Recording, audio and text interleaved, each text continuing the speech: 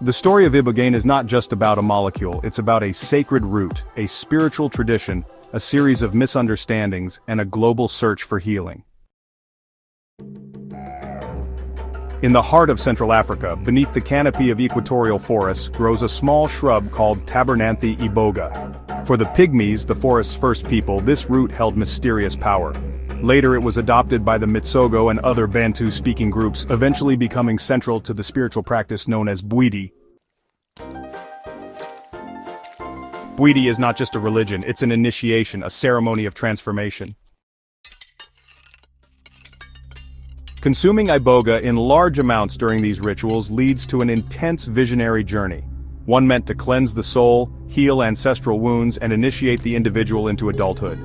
These experiences are not casual. They are deliberate, guided by elders, and embedded in centuries of tradition. Then came the West. In 1889, a French Navy doctor named Marie-Théophile Griffon du Bellay brought a sample of the iboga root to Europe. French botanist Henri Bayon identified it, and by the early 1900s, chemists had isolated its active alkaloid ibogaine.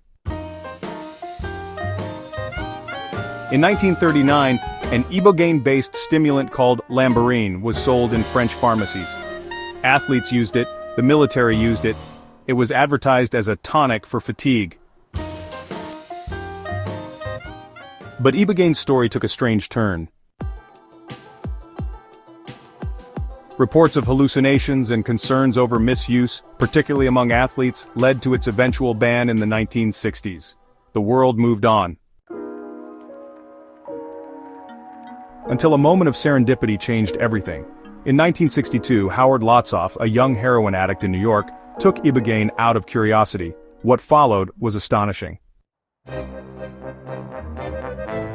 Not only did he have a profound visionary experience, but when it ended, his craving for heroin was gone. No withdrawal, no crash.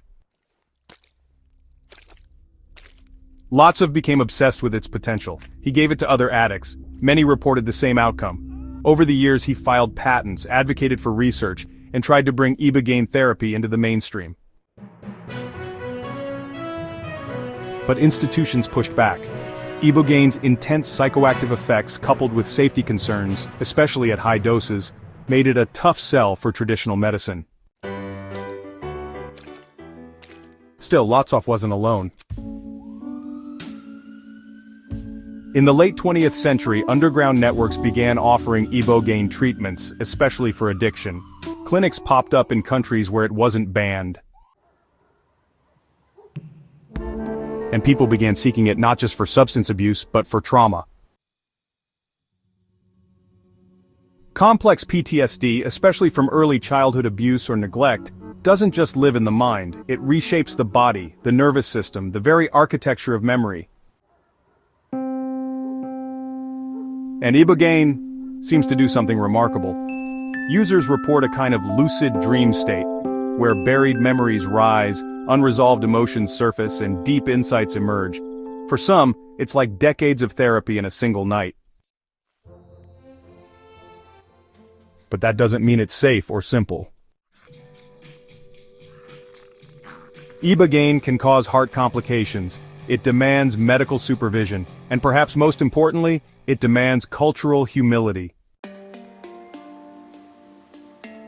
In 1987, Lotsoff traveled to Gabon where he met with President Omar Bongo and pharmacologist Jean-Noël Gassita. In a symbolic act, the president gifted Lotsoff several kilograms of iboga root, calling it a gift to the world, but also warning of the risks of exploitation. Soon after, Gabon declared iboga part of its national heritage, protecting it from foreign commercial interests. Today we stand at a crossroads. On one side, clinical trials, neuroscience, addiction treatment, PTSD research. On the other, centuries of indigenous wisdom, ritual practice, and spiritual reverence. Ibogaine is not just a substance, it is a bridge between cultures, between past and future, between science and soul. If we are to truly unlock its healing potential, We must do so with respect, with ethics, and with the humility to learn from the people who first knew its power.